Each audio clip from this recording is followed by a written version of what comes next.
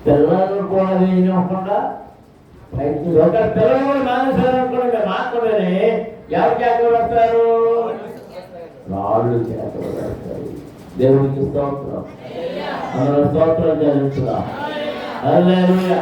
ఆయన ప్రయాణం సాగుతుంది, ఆయన ప్రయాణం సాగుతుంది. ఆ సమూహంలో ఉన్న కొందరు పరిసయ్యులు బోధకుడు అని శిష్యులను గర్జించుమని ఆయనతో చెప్పగా, ఆయన వారిని చూసి, మీరు బోధకుండేలా తీరాలు కేకలు వేయనని మీతో చెప్పుతున్నాను. ఆయన పట్టణమునకు సమీపించినప్పుడు, ఏమైనప్పుడు? పట్టణమునకు సమీపించినప్పుడు దాని విషయమై దాని చూసి దాని విషయమై ఏడ్చెను. దాని విషయమై ఏడ్చెను. దేవునికి స్తోత్రం. యేసు ప్రభు ఏడ్చిన సమయం ఇది. ఏ సమయం? పరిశుద్ధ గ్రంథంలో యేసు ప్రభు ఏడ్చింది అతి కొద్ది సందర్భాల్లోనే. అది ఇప్పుడు ఏడ్చిన సందర్భం ఏంటి? ఎందుకు ఏడ్చాడు? ఎందుకు ఏడ్చాడు? అక్కడ రాయబడింది. ఎందుకు ఏడ్చాడు? దేని విషయం? ఏ పట్టణం? ఏ పట్టణం చేయాలి?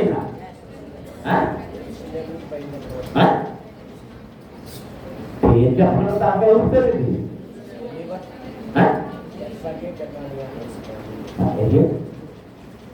ఏం రాదు ఏమయ్యా? ఏడు యాత్రలు ముందు చదివించాను.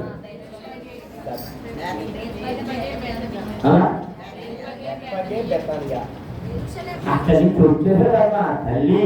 అవి గ్రామాలు పట్టణం కాదు. మీరు పరిచయం రాస్తారు ఏంటో నాకు ఏం అర్థం కాలేదు. ఆయన ఎక్కడికి బయలుదేరాడు? ముందు అందుకే చదివించాను. ఎక్కడ బయలుదేరాడు? ఇప్పుడు ఏ పట్టణానికి వచ్చేది? యెరూషలేము పట్టణానికి. దాని విషయమై దాని చూసి దాని విషయమై ఏడ్చెను. దేవుని పిల్లలారా, ఆయన మనల్ని చూసి మన విషయమై సంతోషిస్తున్నాడా ఏడుస్తున్నాడా? మన సంఘమును చూసి సంతోషిస్తున్నాడా ఏడుస్తున్నాడా? మన సభలను చూసి సంతోషిస్తున్నాడా ఏడుస్తున్నాడా? మన ఉపవాస కూడంలోని మన ఉపవాసం చూసి, మన భక్తి చూసి, మన ప్రార్థన చూసి, మన మోసలింపు చూసి సంతోషిస్తున్నాడా ఏడుస్తున్నాడా? ఒక్కసారి యోహాను సువార్తలో ఆయన ఏడ్చిన మరో సందర్భాన్ని 11వ అధ్యాయం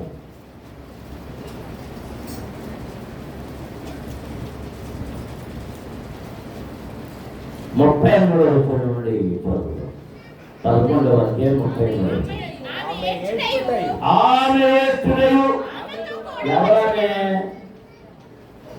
చెప్పాలి? మరియ మాత్ర సహోదరులు.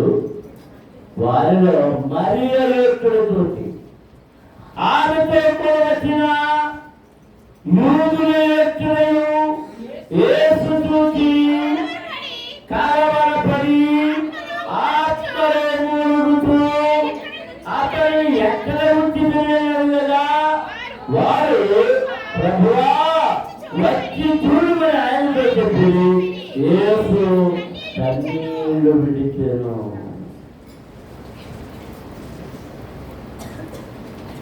యేసు కన్నీళ్లు విడిచెను.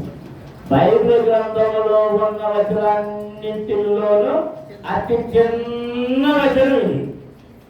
యేసు కన్నీళ్లు విడిచెను. రెండే రెండు మాటలు. ఇంగ్లీష్లో కూడా జీసస్ వెప్ట్, రెండే రెండు పదాలు. ఇక్కడ తెలుగులో కూడా యేసు కన్నీళ్లు విడిచాడు, రెండే రెండు పదాలు. ఆయన ఎందుకు కన్నీళ్లు విడిచాడు? అతను యెరూషలేమును చూసి దాని విషయమై వచ్చాడు. ఇక్కడ ఎవరిని చూసి వచ్చాడు? ఆయన లాజరు చనిపోయినందుకు మరియ మార్తని ఏడవడం, వారి మోడడం, వారి ఏడ్పు నుంచి ప్రజలందరూ ఏడవడం, ఇవన్నీ చూసినప్పుడు ఆయన హృదయంలో కలవరపడ్డాడు. ఆయన అది ఏమవుతుంది? యేసు చూసి కలవరపడి ఆత్మలో మూలిగెను, ఆత్మలో మూలిగెను. దేవునికి స్తోత్రం. అందరూ స్తోత్రం చెల్లించుదాం. హల్లెలూయా, హల్లెలూయా. ఇక్కడ మీరు గమనించవలసింది ఏంటంటే, నాకు అర్థమైంది, నేను అర్థం చేస్తున్నాను, అది మీకు అలాగే అర్థం అవుతుంది. మళ్ళీ ఇంటికి వెళ్ళి మళ్ళీ చదవండి. మరియమ్మ గారు ఏడుతుంది కానీ మా అత్తమ్మ గారు ఏడవకుండా గుడి దగ్గర ఎక్కువ. గుడి దగ్గర వాళ్ళు ఏడుస్తారా? ఏడవరు. మీరు ఏమనుకోతున్నారు? మా అత్తగారు మా నాన్నగారు చచ్చిపోయినప్పుడు ఈ పాత్రని ఎలా చేస్తారు? అప్పుడు ఎలా చేస్తుంది అనుకుంటే గుడి గవేగా ఉంటాయి. అసలు మిగిలిన చెప్పారు కానీ అమ్మాయి ఏం చెప్పినప్పుడు ఏడవరా, ధైర్యంగా వస్తాయి. అలాగే నేను రికార్డ్ చేస్తున్నాను అంతే, ఏం పర్లేదు. నేనైతే మా అమ్మ చచ్చిపోయిందని ఎవరైనా నేనా మాట చెప్పగానే నాకు తక్కువ పొంగిపోయి ఇంకా రాత్రి భోజనం కూడా లేదు. నీకు భోజనం వచ్చి నీకు వచ్చి తెలియదే మేము భోజేసి కూర్చో రండి అన్నాడు. నేనే లేదు, మా అమ్మకు బాగాలేదు అని ఇలా బయటలో కూర్చున్నాను. నేను అంటాను ఇంకా సేపు అన్నాడు, ఉండు అన్నాడు. 10:30 అయింది. లేకపోతే నేను వెళ్తానని అమ్మగారు వెళ్ళిపోయింది. మా మామగారు అంటాడు అమ్మాయి, మా అమ్మగారు వెళ్ళిపోయిందని వెళ్తున్నాను. అది గొప్ప పోతుంది. అది కొందరు హృదయాల్లో దుఃఖాన్ని చూసినప్పుడు మనకు కూడా ఏర్పడుతుంది. మరియ ఏడ్పు, మరియను వాదార్చడానికి వచ్చిన వారి ఏడ్పు చూసి రక్షకులను, ప్రభువును, విమోచకుడునైన యేసునాథుడు హృదయంలో కలవరపడి మూలుగుతూ అతనిని ఎక్కడ ఉంచారు? నడవండి అతనికి. అది వెళ్ళిన తర్వాత ఆయన ఎక్కడ ఉంచాడని అడిగి ఏం చేశాడట? యేసు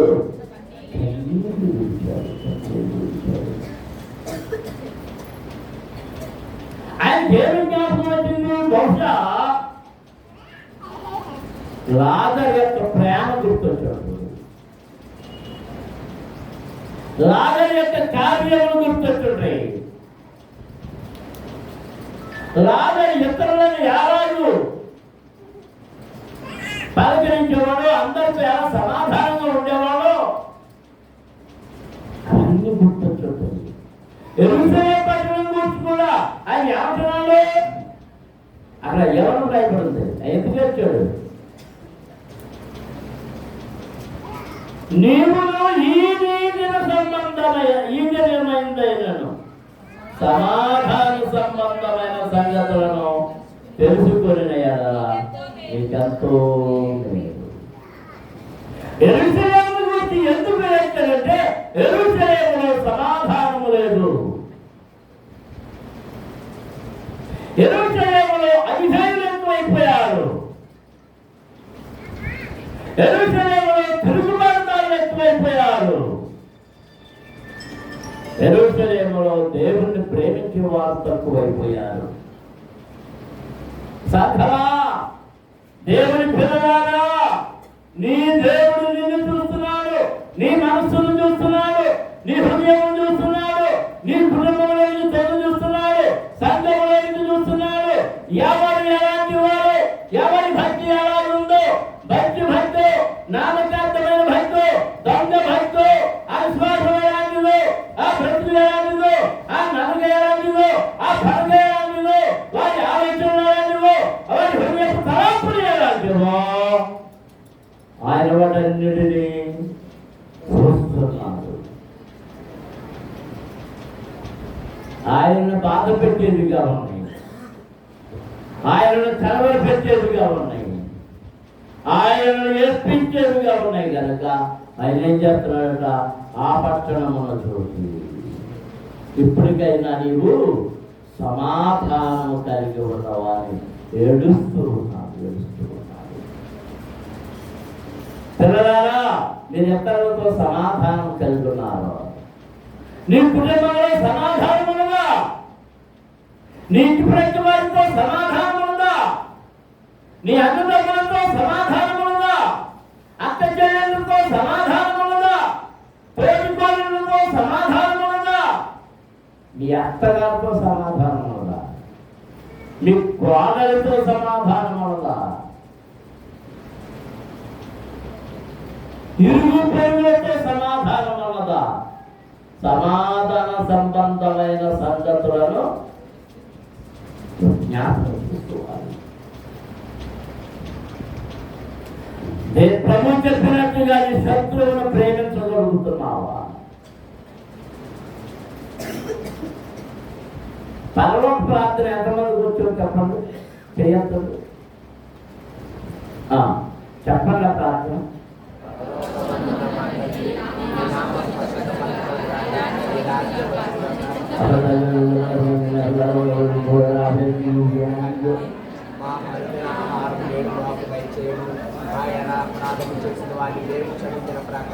ఈ ప్రార్థన చేయడానికి ఎంతమందికి అర్హత ఉంది? ఈ ప్రార్థన చేయ అర్హత కలిగి ఉన్నావా? ఎందుకు ప్రశ్న? పరలోకమందున్న మా తండ్రి, నీ నామము పరిశుద్ధపరచబడుగాక, నీ రాజ్యము వచ్చుగాక.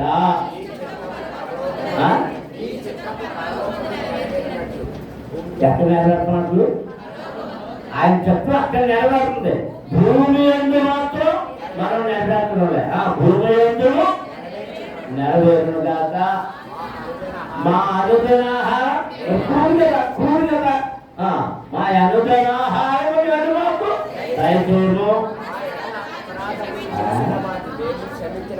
ఎంతమందిని క్షమించు, అది నువ్వు ఎంతమందిని క్షమించావు? ఎలా క్షమించారు? క్షమించదా? అసలు క్షమించం.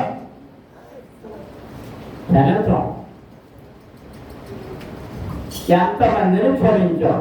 మరి ఈ మాట పలకడానికి ఇది అర్థం ఉందా? ఎవరి ప్రార్థన? మా అపరాధములు, మా ఎలా అపరాధము చేసిన వారిని నేను క్షమించినప్పుడు మరి పెద్ద అబద్ధం, పెద్ద అబద్ధం. నేను ముగింపు సాధారణ అన్ని సంఘాల్లో, చాలా సంఘాల్లో ముగింపుగా పర్వతం మాత్రం నేను చేయను అన్నా. అంటే ఇది లేదు కదా, ఏం లేదు, క్షమించకూడదు లేదు. ఇతను క్షమించలేదు కదా, క్షమించకుండా క్షమించానని ఎలా చెప్తున్నావు దేవుని దగ్గర? మళ్ళీ ఎవరి దగ్గర అబద్ధం? దేవుని దగ్గర అబద్ధం. నీ శత్రువుని క్షమించు అని ప్రభు చెప్తే, ఇది ఈ ప్రార్థన కూడా ఎలాగెలా నువ్వు ఎలా ప్రార్థన చేయాలి, ఆ ప్రార్థన ఇది నేర్పాడు. మా శత్రువుని నేను క్షమించిన ప్రకారం నీవు మా తప్పులను క్షమించు అని. దేవునికి స్తోత్రం. హల్లెలూయా, హల్లెలూయా, హల్లెలూయా. మరి ప్రార్థన చేయడానికి అర్హులమేనా? అర్హత లేదు కనుక ఆయన మనం చూసి ఏం చేస్తున్నాడట? ఎందుకు ఏడుస్తున్నాడు? ఎందుకు ఏడుస్తున్నాడు? నీ అపరాధముల నిమిత్తము, నా అపరాధముల నిమిత్తము రోమ రాణువ వారి చేత కొరడా దెబ్బలు తిన్నాడు, ఏడవబడ్డాడు, బరువైన సిలువను మోసాడు వీధులన్నీ. రోమారాణు వారు ఆయన గడ్డపు ప్రక్కలు పెరికారు, ముఖం మీద ఉమ్మేశారు, ముఖం మీద కొట్టారు, తల మీద ముండ్ల కిరీటం పెట్టారు, సిలువ వేశారు. ఆ రక్తధారలు కారుతా ఉన్నాయి.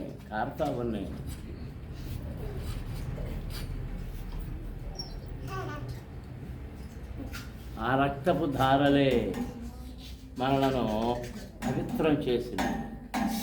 పొర్లి పొర్లి పారుతుంది కరుణ నది.